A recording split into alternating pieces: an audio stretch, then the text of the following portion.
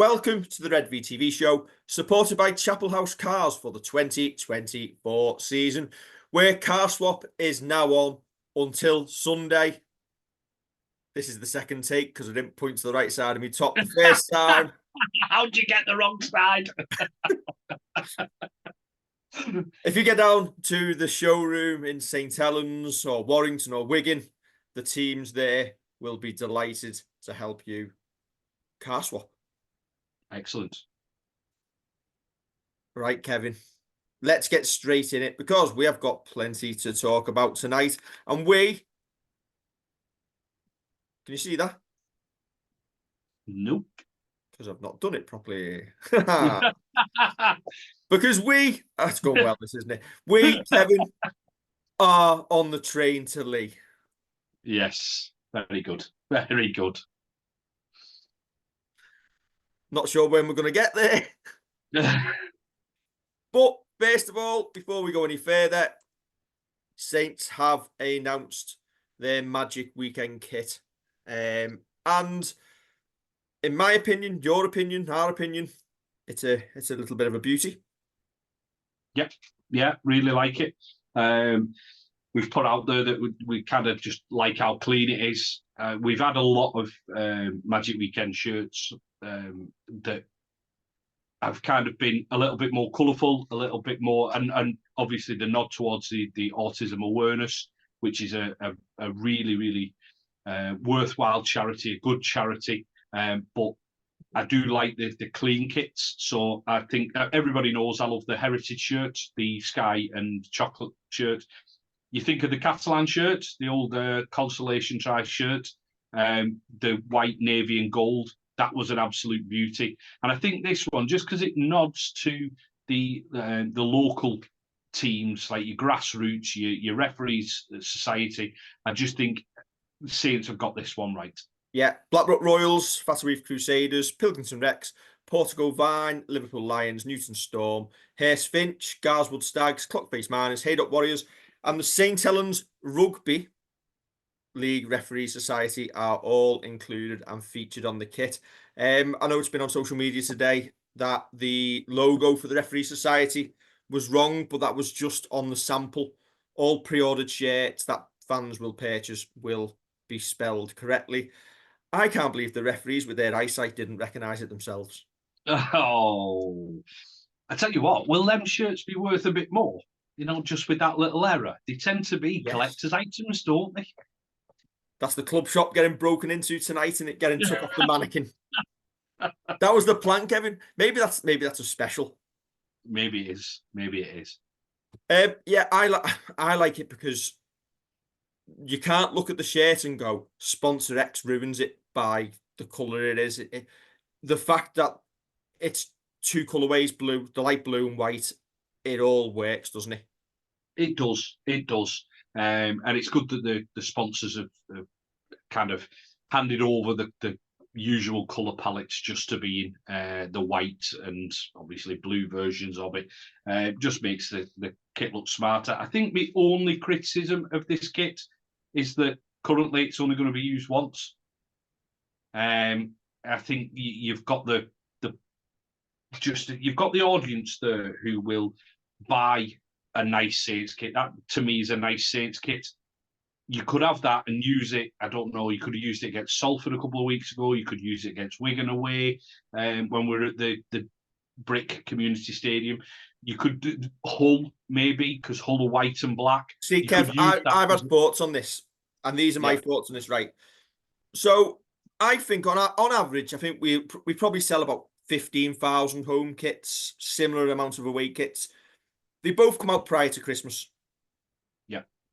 This shirt, because it's obviously only going on sale on the 9th of August, it's going to be worn at Magic 2 weeks later, will probably sell 1,500, 2,000 max. If this shirt was released as a third kit in, say, February, March time, 3 or 4 months after everybody's bought the home and away kits, it was said at that point that it was the Magic kit, and you also designate it to wear it even at home and dedicate it to Community Day. Say Catalan at home, and then you fill the away end out with not only your sponsors, but You give your cut price tickets to your community clubs who are featured on the shirt. And if you knew that and it was on sale from February, March time, I think you'd sell 4 times as many. But for me, that is the club throwing money down the drain. Yeah, I agree with you. I think you could have it out early, as you say, have it as another alternate shirt. Have it as your magic shirt. Have it when you can, if possible, in the cup. If you're away from home, it could be your alternate jersey in the cup. You've just got that opportunity, haven't you, to potentially get more money into the club's coffers. And that one, I think, because it resonates so much with the people of St. Helens who are involved in the local clubs, I think that one would have been one of the best-selling shirts that we've ever brought out. I'm waiting for I've not seen what someone might have done it. I'm waiting for some wag to say why Halton Farmworth Hornets not on there, considering most of our youth setup tends to come through them these days. Yeah, we're obviously spreading into Widnes and capturing it as part of St. Helens. That's why you've gone there on missionary work. Yeah, I am the flag bearer marching through Widnes. Yeah, Widnes is. I don't know why we've not put Widnes Vikings on there. I wonder if they're still watching. What, that one lad? Death threats incoming again. The Widnes probably. Community Club. I've got huge respect for Widnes. And you should do. But yeah, it's you think of the clubs that they've got round here, Holt Farmworth Hornets probably been the one who've given most to Saints over the past couple of years. Listen, I know it's the St. Helens clubs, but we are indebted to clubs across We'd the North only have to stretch the boundary about a couple of 100 yards. Yeah, exactly. Just down Wilmere Lane, you'd be all right. Yeah. Right. I'll come round with the spade later and we'll move the sign. But yeah, it is a beauty. It is available for pre-order now. I think it'll be available from the shop from the 9th of August, if I've read correctly. I think it says that. Very nice indeed. I like how they've even used a Betfred Steeden ball that's in the right colours as well, unless that's editory. Could be. Moving on. Some tash that, by the way. Johnny Vaughan just can't grow one. This is the 3 stages: nothing, tash, and full beard from Sam Royal. We must discuss the future of Paul Wellens because, quite frankly, Kevin, the town is absolutely toxic at this moment in time with the amount of rumours flying round. Some saying Wellens has got a new deal, some saying he's going regardless, some saying Leigh is taking the reins. I think the club need to come out and give an answer now. For me, they must know what the plan is for 2025, and it's about time the stake goes in the ground. Yeah, couldn't agree more. I think social media can be a toxic place, and people can just put their opinions on there. I'm not saying people's opinions are wrong. You're completely entitled to an opinion, aren't you? You're entitled to say kind of what you think, whether that is Wellens in, Wellens out, Wellens shaking it all about. It's completely up to you. But yeah, I think the higher ups at the club need to instruct the media team to put out, this is what's going to happen. I'd imagine, obviously, it's only a matter of time before that happens, but I think we just need that kind of almost the toxicity may grow. If it is Wellens in, the toxicity, people might go, no, I don't agree with that and absolutely batter, but it'll be for a short period of time. And then it'll tail off. There will still be some people saying, no, it's not for me, but you'd probably get that kind of cacophony of it before it just goes to being a bit of a murmur, really. I think everybody at the club knows when Saints are losing, things aren't right, are they? Remember when pre-COVID and Christian Wolf had a bad start and the Wolf out was quite strong? I think the thing that I absolutely despise about local social media is how personal it gets and outrageous the comments get very, very quickly. There's no problem with having an opinion, that's fine, but some of it is nasty. Yeah. and And vitriolic. I think people sometimes kind of don't think before going onto social media and don't think of the kind of what's going to happen when they do it. Again, yeah, if you think a player isn't good enough, that's fair enough. If you think a coach isn't good enough, that's fair enough. It doesn't then have to get personal. It doesn't then have to get people, whether it's attacking family members or going down that route of just letting yourself down by posting absolute rubbish. You can put in, I don't think Paul Wellens is the right man for the job. You can put that on social media, put your reasons why, absolutely fine. So when you start going down that line of, we're hearing about family members at the club getting, of members of staff at the club getting grief from it. Why? What does that actually gain? What does that gain? It gains you nothing. I think everything is very short term, and I hate it. It's the lack of respect. For somebody like Paul Wellens, who's been at the club for 25, 26 years, put his body on the line for the club, and has had to have surgeries after post playing, obviously finishing on an injury, done a lot for us. Even if you don't think he's the man for the job, and as you say, you want to say that, there's a way of doing it. Yeah, there is. Without it getting personal. I'm going to put my thoughts out there, and this is mine, and you may not necessarily agree, Kev. And it was included in a column I wrote for the Liverpool Echo yesterday. I said basically we're unaccustomed to losing. If we were to lose on Friday at Leigh, it would be the first time we've lost 5 league games in a row in a season since 1986. And obviously, with that, inevitably, it calls for the removal of the coach from many fans, and it's just the way it is, and no one would be shocked by that. Wellens' contract expiring at the end of the season, so the vultures are circling. But whilst results and poor performances are uncomfortable viewing, there are mitigating circumstances. We had 9 first-team players sat in the stands against Warrington. And in a salary cap sport, it's nearly impossible to compensate when you've got half your cap on the sidelines. Fans rightly critical of the attacking displays. That inability to break down the Warrington line, 13 on 11. You've got to give credit to Warrington, but it wasn't good enough. As the head coach, Wello will undoubtedly be feeling the pressure. But for me, there needs to be an acceptance that in the current circumstances, there's not an immediate fix. Recruitment is required. If we can remain in the playoff mix till the end of the year and we've got players coming back, there is that slither of hope that it is possible for us to do it. Listen, it's a tall order. It's probably unlikely, but we've shown that on our day, we're more than capable of beating anyone in this league. I'm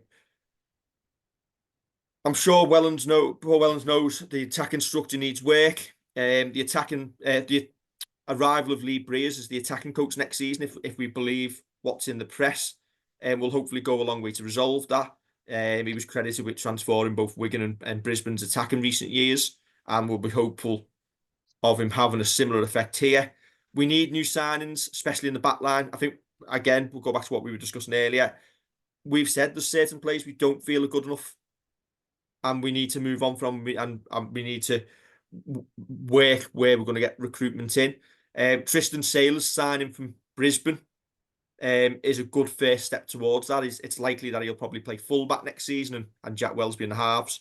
But for me, it would make absolutely little sense, given you've allowed Paul Wellens to highlight the solutions and not give him the chance to execute it with a full hand at his disposal.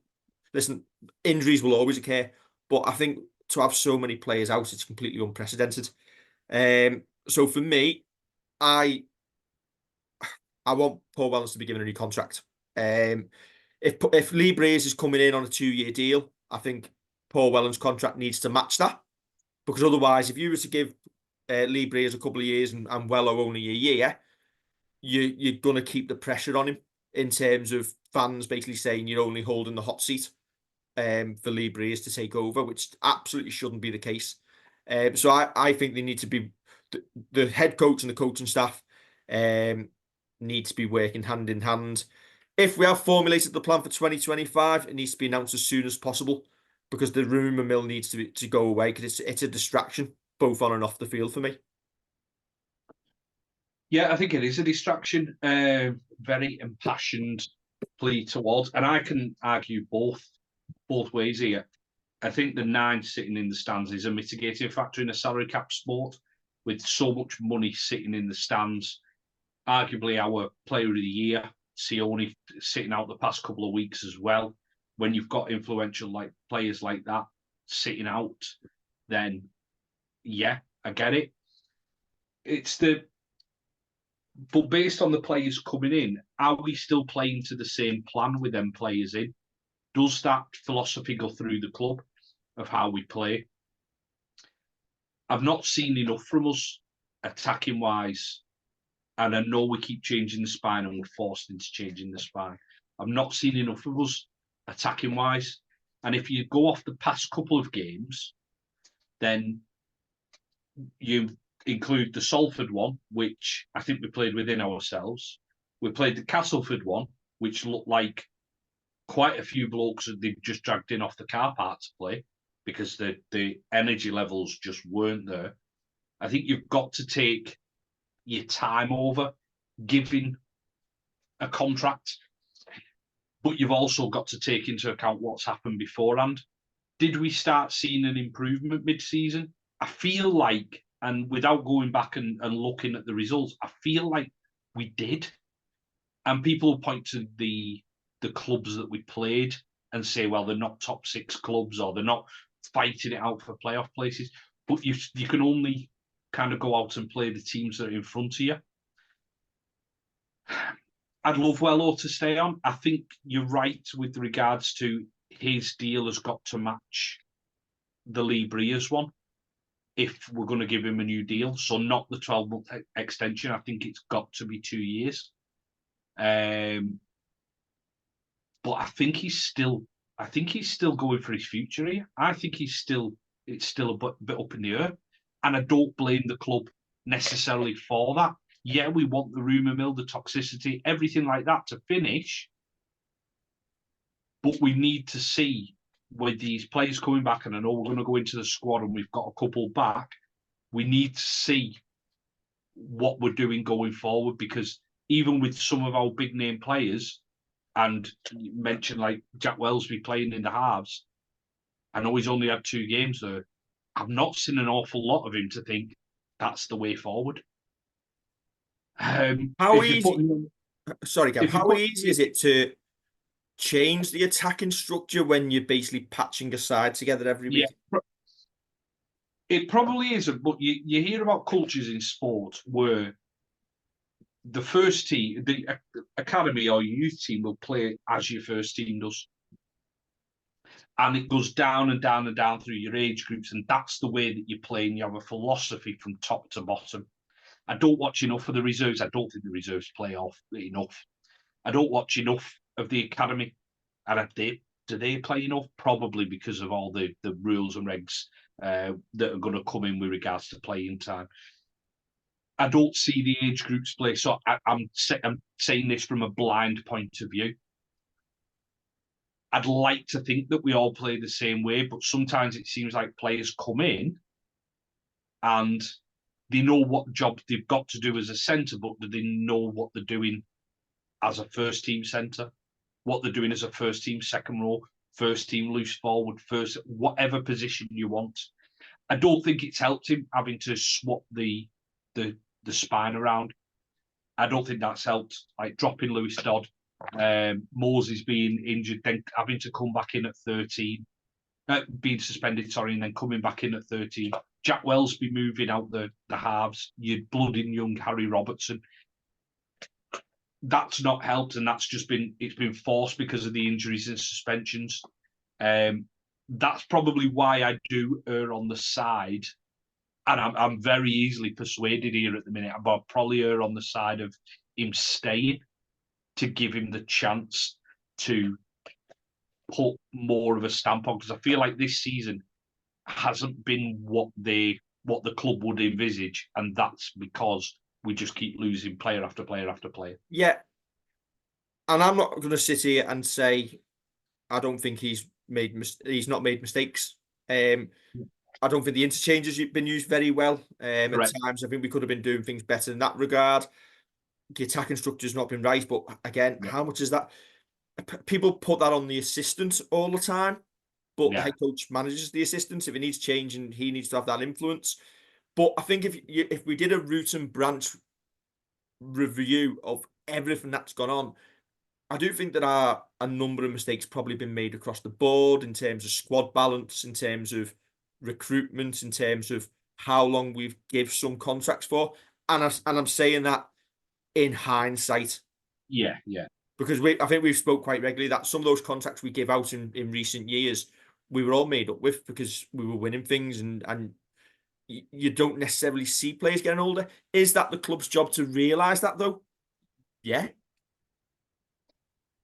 And well, I like the hindsight thing because we've had people commenting on various bits, whether it be in our groups on Facebook or whatever, or across social media, saying, "Come on, you've got to have known that this has been the case for 18 months." I didn't see anything on our social media just after, a couple of months after we'd won the World Club Challenge, or just after we won the World Club Challenge, because that'd be about 18 months ago, end of 2022. I didn't see anything saying we need to change half a dozen players in this squad, half a dozen first team players. Didn't see anything. Didn't see anyone saying we have to swap anything out of this team. And we wouldn't have been arguing for it. No. Then you go halfway through the season where you do probably start seeing things come through, middle of 2023. But the problem is you get to the middle / towards the end of the season, 2023, when people want changes. Your 2024 recruitment is pretty much done, or you're at least, I don't mean that necessarily from Saints, I mean across rugby league. The players that you might think, we could actually do with him, has just signed for 3 years at Club A, or signed for 2 years at Club B, and you can't go in for him. Especially when you've got players on contract as well. Yes, and there is a lot of people rewriting their history and saying you should have seen this happening 18 months ago. 18 months ago, we'd just come off winning 4 in a row. I'm not buying what you're selling if you're telling me that after that season you thought we needed to get rid of anywhere from 4 to 8 first team players. I'm just not buying it at all. Yeah. For me, yeah, just to finish on it, I want Wellens extended. I do want to see improvements. Could results get worse before they get better? Potentially. But arguably, let's hope with the squad and players coming back, there may be a little bit of an improvement. Kev, run us through it. I've missed that smiling face of Tommy Makinson's right there. Obviously, Makinson back into the squad alongside Matt Whitley and Leon Cowan. Leon missed out last week due to suspension. Jake Burns, T. Ritson, and Owen Dagnall, the 3 to miss out. Yes. If I'm picking 4 to miss out, I'm going to go Leon Cowan.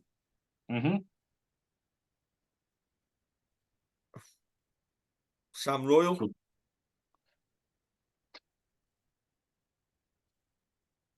Ooh. Benison. It's getting harder. At least it's getting harder. It is. Ben Davis, maybe? Possibly. Yeah, I think this is a tough John one Benison. because there you go. Yeah, you look at. I mean, I did say that about 20 seconds ago. Run it back. Johnny Golding grew into the game, I think, last Friday and started looking more and more. I think his first couple of carries and that, and his first kind of experience of defending on that edge didn't go very well.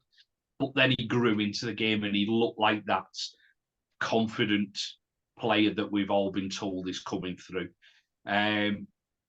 Now, on our social media, you mentioned a possible option in the centres. which I don't necessarily agree with. No, go through that. Yeah, I was a potential option if you're struggling for a centre until the end of the year, given that Kevin Nagama is still not coming to Saints, despite the plethora of people believing what they read on social media, and he's still not coming to Saints. I nailed the colours to the mast a long time ago on that one, Kevin.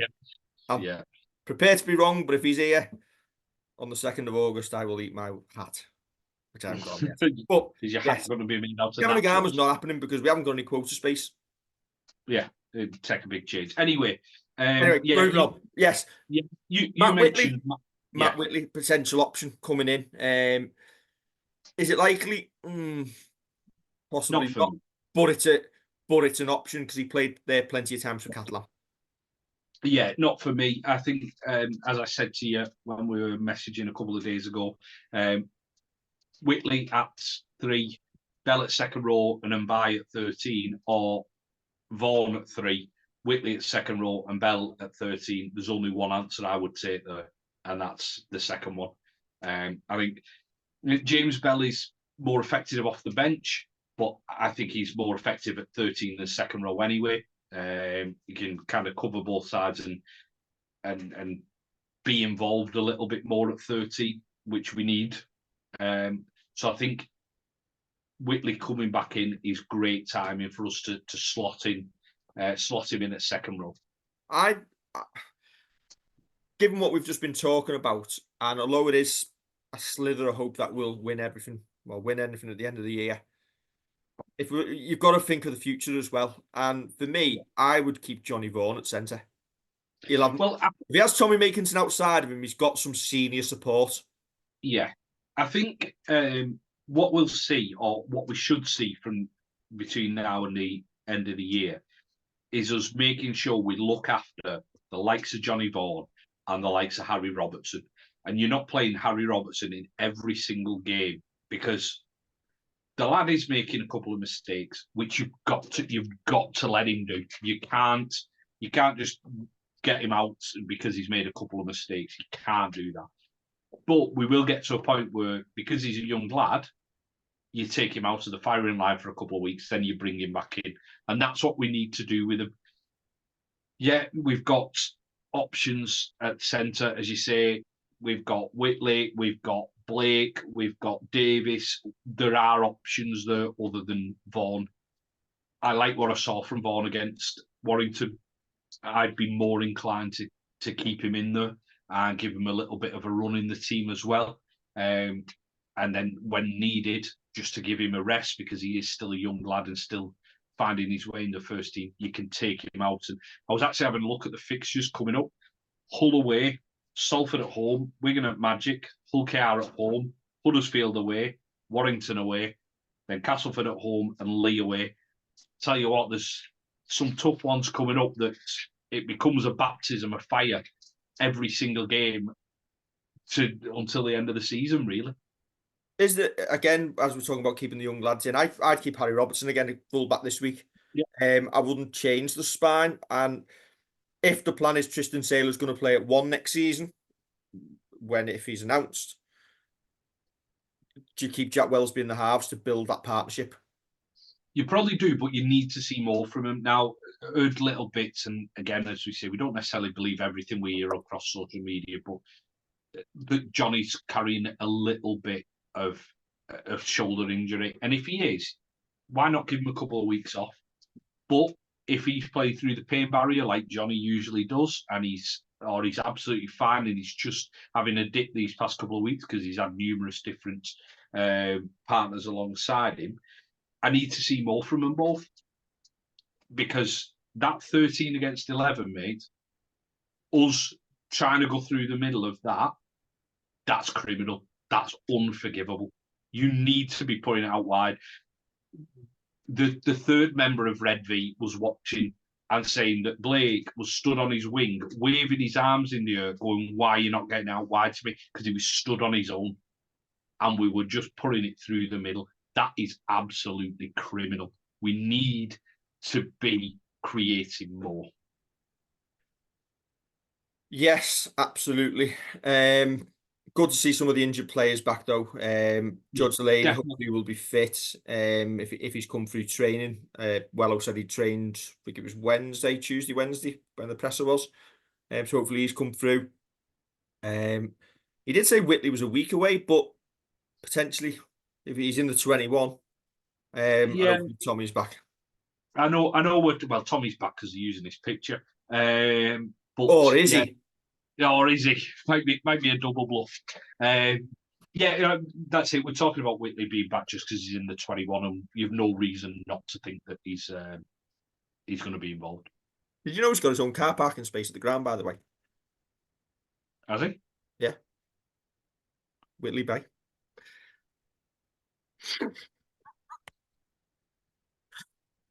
Don't forget to like, share, and subscribe because I'm now out of here. That picture's not very flattering, is it? It's not, is it? Anyway. I think it's my body. In fact, I wish my body was like that. Have they upholstered him? Poor Big Dan Norman still can't get a sponsor. Yeah, I don't know. I've not really looked into that. I mean, that's not even the Leigh squad because that's Leigh versus London Broncos. So we'll just go back to Saints then. Because I was thinking, hang on, Aaron Penny's not in that squad. Do you know what? I'm not even going to put it back up. That was off their social media. Was it? I didn't even look. They have put one out. Oh, two well. changes. They named a 20-man squad against London, and it didn't include Aaron Penny, who is back in the squad, and it didn't include Edwin Apape, and Matt Davis is the man to miss out. Anyway. No one would have noticed, Kevin. Anyway, it's always tough going to Leigh. Expecting another tough game on Friday. It could be a bit of a forward battle. Hopefully, we've bulked up. We'll bulk up the bench a little bit. Yeah, I think the use of the interchanges is, again, I mean, we're talking about it again for whatever the week in a row it is, but with more senior players back, we've got to use it well. We've got to be able to roll them players and make sure that we're getting lads off and keeping them fresh for longer. Matty Leigh's doing 80 minutes week after week after week. That cannot be good for him. And I bet he's looking forward to Alex Walmsley coming back. Mind you, knowing Matty, he just wants to keep running at people. But I think he deserves a week off. Hopefully, he can just do it by being rested in a couple of weeks' time when we've got Alex Walmsley back and hopefully Sione back and the likes. But we'll wait and see with that one. Right, predictions, Kevin.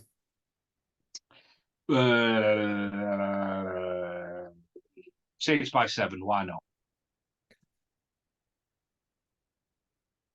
Saints by 12. Yeah, I mean, I'm saying that with a look on my face because I think it's very, very tough going to Leigh. Yeah, depends what Leigh turn up, depends what Saints turn up. But do you know what? There's bodies back, and there's the pride should shine through, and I'm hopeful of a Wigan-esque performance. Yeah, just going out there and leaving everything out there. Yeah. Just that's all we need it to do. Right, just to finish off, keep 13 on park as well and do something very, very special. We are delighted to have been included as part of the committee in the fundraising efforts for the 2026 Australia Academy Tour. Obviously, there's a lot of fundraising going to go into it. £100,000 needs to be raised to send our academy team to Australia. And we are going to be doing, over the next 18 months, Redvee raffles. Excellent. All proceeds will go to the 2026 Australia Academy Tour Fund. Every single penny donated will go into that fund. Not donated, but when you buy your raffle tickets. Yes, when you buy your raffle tickets. And you know what? Something that not has always bugged me, but there's an awful lot of like match worn stuff that ends up on the Saints auction site. And listen, it's a good money maker for the club, but Yeah. it's a very closed shop of the amount of people who can afford to spend that amount of money to get something match worn. So we're hoping by doing these raffles, it will give everybody an opportunity, hopefully, to be able to get a raffle ticket for a small amount and give yourself a chance of winning one of these jerseys. Now, a very, very special one to start with. We have got Mark Percival's match-worn shirt from the Catalan away game in 2019. What makes this shirt absolutely unique, obviously, it's got Mark's heritage number embroidered onto it, but it's got a different sponsor because obviously we couldn't use the sponsor we had in Catalan due to their laws. So we went with Lamb and Watt. So this is pretty much a unique shirt. It also doesn't have the Betfred patches on the arms as well for similar reasons. It has been match worn and it's been signed on the front and back by Percy himself. So we are going to be raffling this off. Details will follow in the next week or so. This will be the August prize. I've got it hung up here. I'm not entirely sure I want to let it go. You've got to. Do you know what? I've touched it. I won't sign it. But do you know what? It was a beauty of an away kit. It was in a grand final winning season. That is a collector's item for me. Yeah, as you say, we couldn't use Krabbies because of it being alcoholic. So they used the was it the water? That's lemon water. Can't really read it on the screen there. Natural flavoured mixers. No, there we go. Excellent. Yeah, I think that's the main thing. We're allowing everybody to have a chance of getting this. This isn't biggest bid wins. This is everyone. You buy a ticket, you have a chance. Yes. So we hope people get involved because obviously it's so good for the club. It's such a good selling point for the club to be able to send these youngsters off on this academy tour. So we're glad we're able to do our bit for the fundraising efforts. Yeah, it's very much fan led. A lot of these fundraising efforts, as have many of the academy tours of the past. Yeah, definitely. And hopefully we'll be able to use this platform and the reach we've got on social media to help raise funds as well. But that prize to start off with was a beauty. I've got a bag full of goodies over the coming months. So if you enter this time, you're not successful, there's going to be many opportunities over the next year or so. And every penny counts. Everything goes towards it, obviously, from the forums, these raffles we're going to be doing. There'll be other bits through the year that we've got ideas that we're going to do. So stay tuned indeed. Right, Kevin, we are done and dusted. If you're not going to Leigh tomorrow, make sure you get a car swap at Chapel House instead. It's on all weekend, finishes Sunday. I need a new car. Might head down there myself. Don't forget to like, share, and subscribe. And we'll catch you for the instant reaction at Leigh. Catch you soon.